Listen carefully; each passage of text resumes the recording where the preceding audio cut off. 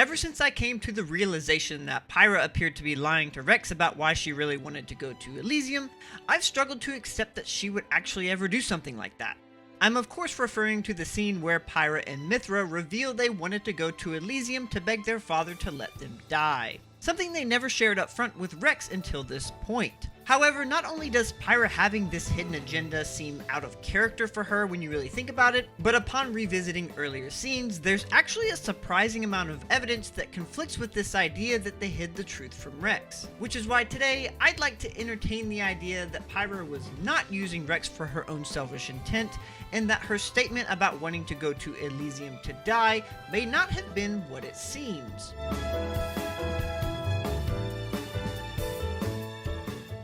Let's get this out of the way first. There's really no avoiding the fact that there was a point in which Pyra and Mithra reached their lowest and thought the only way out was death. Not only does the King of Tantal say that Pyra went into hiding because she once wanted to die, but Rex himself says in chapter 8 that Pyra once had the same sad look as Jin that implies he wants to die. However, in the case of the King of Tantal, he was of course referring to before Pyra even went to sleep, and I personally don't think Rex was entirely correct in alluding to Pyra looking like she wanted to die. We'll come back to that later, but for now, let's look at the point in which I believe Pyra no longer felt this way, when she met Rex. Let's start with the first words in this cutscene. Excuse me? Okay. Sorry. Pyra's first words in this cutscene. It's such a mournful sound. It hasn't stopped. Not in all these years. Judging by Rex's response, we know she's referring to the bell sound. And at first, this seems like some throwaway dialogue, unless you have hindsight on your side. Because if you remember, we learn in chapter 8 that the bell sound actually represents Pyra and Mithra's heart. This would imply that she was just kinda chilling there waiting for it to stop for 500 years and is perhaps disappointed that it hasn't yet. And this of course makes a lot of sense when we consider all the destruction she caused during the Aegis War. In fact, the creation of Pyra is a direct result of Mithra losing her way. She feels like all she's good for is destruction and death, thanks to Malos being the only one who showed her what an Aegis is good for, which runs counter to her very identity that was forged by Adam. I think she said this because she was still feeling a bit melancholy about her past and what she feels her purpose is. But pay attention to what happens when Rex walks up. The first thing she does is smile at him. And I think this is the point when she realizes there's hope. That vision she had of Rex all those years ago when Torna fell, you know, the one she probably might have even forgotten about at this point, may actually be coming true. Pyra then reveals she learned Rex's name when he touched her core crystal, and there really seems to be some excitement in her voice when she tells him how she knew. Just now, when we came into contact. And using our good friend deductive reasoning, we can conclude that a lot more than just Rex's name was transmitted to Pyra, because not only did she know he was killed by Jin, an event she wasn't present for, but she also tells Rex, I know what you're thinking, and you are correct. By coming to this place, you can save the world. Which is something Rex never shared with her. I point all of this out to highlight that Pyra probably knows what kind of person Rex is. Also, we know that drivers impress themselves upon blades. They share common goals. So while Pyra's previous driver left an impact on her that is still seen in her behavior at this point in time, I believe Rex's drive and desire to help others and subsequently save the world has essentially been transmitted to her as well. At this point, when she first meets Rex, she now has a purpose, something to live for again. So the question remains, why did she seem so sad when asking Rex to take her to Elysium? Well, I think that even after all she's gathered from Rex, Pyra is still scared that he may still say no. Even though she knows his heart is in the right place, there's no telling if he may feel unqualified for the task, or maybe her vision was wrong all along. Remember, Mithra is sleeping right now, and Pyra is the product of a lot of pent-up fear and pain. It makes sense that she would doubt even a little after all these years, and she can't exactly make Rex do anything. Also, if you notice, when Rex accepts her request, she lights up with what looks like a smile of relief. Of course, Rex agreeing to take her to Elysium leads to their obligatory fight with Malos just a few minutes later, and it's here that we find more evidence against her wanting to go to Elysium to die. Because toward the end of the fight, Malos says to Pyra, I'm guessing your goal is Elysium. And Pyra responds with, That is our dream! which is an interesting choice of words for someone who intends to go to Elysium just to die. I mean, I guess it wouldn't make any sense if Malos said that, and as the music swells, she's like, "That's right, I'm going there to die." And I get it, this could have just been meant to be simply an epic moment that's supposed to coincide with the music and make the player get excited. I also admit this could just be a simple semantics issue that I'm overthinking. However, I can't help but think there's a little bit more to it than that, especially considering how much the writers and devs pay attention to detail everywhere else in the game. She could have just said, "And you're not going to stop us," and it would have sounded just as epic. The writers also literally just had her basically say the sound of her heart beating was mournful just a few minutes ago, yet that sentiment seems absent here. So to me, they have no reason to have her say this unless she really meant it. And her voice actress Sky did a really good job in making her sound like she did mean it, along with her animation. So what's her goal then? Well, I think she has two. The first one is the goal to destroy Malos.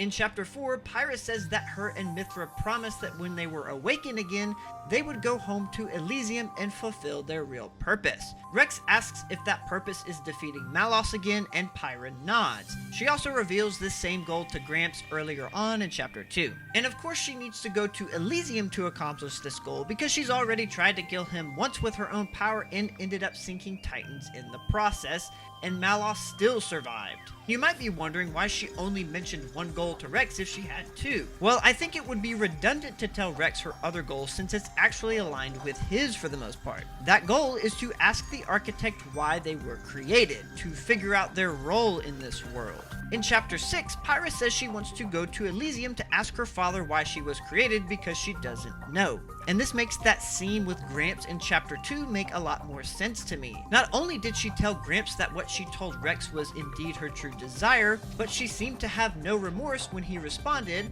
"I have no reason to doubt you." If she was hiding her real desire from Rex and then hid it from Gramps, you'd think she would have sounded a little less sure of hiding her true intentions from Gramps. You know, something that would maybe make Gramps raise an eyebrow or something. Not only that, but Mithra's vision from Torna shows us that her true desire isn't for her annihilation or for the world's annihilation like Malos, but it's to instead save the world. We'll get to more evidence to support this theory shortly, but first I think we need to address some counter arguments that are likely coming to mind. The first is when Pyra literally says to Corin and Fonset that maybe it's best if she wasn't with Rex because he'll lose even more and that the world would be better off without her. I think the explanation here is pretty simple. Pyra starts to revert back to the idea that it might be in the best interest of the world if she died. Her words here make it sound like she had abandoned that thought and is rethinking it now. Then of course we find out Bridget overheard a little bit of this conversation, which is what she seems to confront Pyra about a little later in the chapter. And their conversation seems to imply that Pyra is hiding her true intentions of going to Elysium to die from Rex. However, a little later in Chapter 7, Bridget tells Rex that Pyra was planning to sacrifice herself to defeat Torna to get him to snap out of his funk. She's throwing it all out on the table now since without Rex, they're basically finished. And I think this is what Bridget was referring to in the conversation with Pyra earlier, based on what she gathered from her talk with Corin. Pyra never said she wants to die, especially now that she's met Rex. In fact, the whole time she's talking to Corin earlier in the chapter, she seems to be pretty upset at the idea. So instead, I think that at this point, she may actually be afraid that it is her fate that she has to die for the sake of all rest. Pyra and Mithra are part of the Trinity processor, which we eventually learned was synced up with the conduit to perform the experiment of the new world, essentially making the members of the Trinity processor, at least the two that stuck around, gods of all rest, or at least divine beings. And what's interesting here is that the person that Pyra and Malos really mirror most, at least in the Christian faith, is Jesus Christ. They both constantly refer to the architect as Father, just as Jesus calls God his Father, and Pyra is continually seen in the crucifix pose like Jesus was when he died on the cross. Pyra even quotes God from Exodus 3:14 and subsequently Jesus, who references that quote in John 8:58 from the Bible, saying, I am who I am. So what if, just like Jesus knew he had to die on the cross to save the world, and even asked God to take that burden from him, Pyra has this fear deep down that she may have to die to save Alres. Adam even talks about how Pyra and Mithra are afraid of their own power and their terrible destiny. I think this shows that Pyra probably didn't want to die and maybe even thought she could change that part of her destiny with Rex's help. We can even find parallels between Pyra and Jin to back this up. In Chapter 8, Rex says that Jin had the same sad look on his face as Pyra did when he met her. And at first it seems like this is because both Jin and Pyra want to simply die. But if you remember in Chapter 10, Rex told Malos that Jin never wanted to die. He just wanted to connect with you, which sounds pretty similar to what Pyra and Mithra wanted. Considering she had the same look on her face as Jin did, would it be too far-fetched to conclude that just like Jin, Pyra never actually wanted to die? I mean, even in Chapter 6, when Pyra is about to quote-unquote get her wish,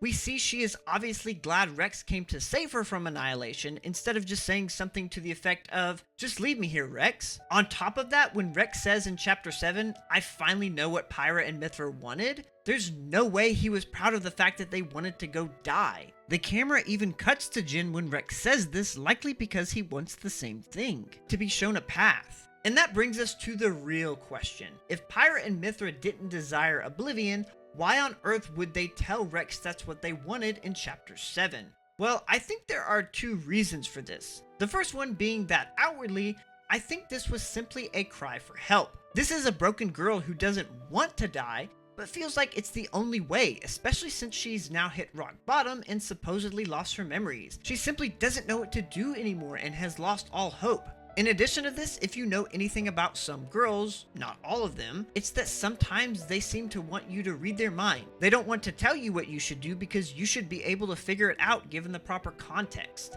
I think Pyra and Mithra are presenting what is logically the best option, but one they don't actually want Rex to agree with, so they're hoping he says no. Sometimes people just say things they don't mean because they're so hurt or broken. Who knows, maybe she even thinks this is how her story ends, with her sacrificing herself for Rex in this moment. Either way, I personally think she's exaggerating her words considering there was a point not too long ago when she did actually want to die. And I think that's very different than, "Hey Rex, I was planning to go to Elysium to die all this time." Plus, if you notice when Pyra and Mithra say that, Rex never responded with anything like, "Why didn't you tell me?" as if it's some puzzling shock to him. Obviously, he's smart enough to understand what they've been through and why they would say that, and he's trying to convince her that this isn't what's best. It's almost as if Pyra and Mithra want Rex to reassure them that he's with them and doesn't want to abandon them. Like it's really their doubts and fears talking, not actually them. Because I think deep down, they have a very different thought process. You see, the second reason I think they said this was also as a kind of test for Rex given to him by a sleeping Numa. Because if you notice, when Rex goes into the little pocket dimension after he yells, "Join me!" Pyra and Mithra both seem to be very calm and aware of their true self at this point. They mention that what Rex is seeking is their whole being and ask if he's still sure he wants that. And when Rex accepts, they simply smile and take his hand. It almost seems like it was a "I knew he would say yes" kind of smile. To go even further, when Numa awakens, her first words are, Apologies, Rex. Worry not. All is well. I am lost no longer. and then the best track in the entire series goes hard.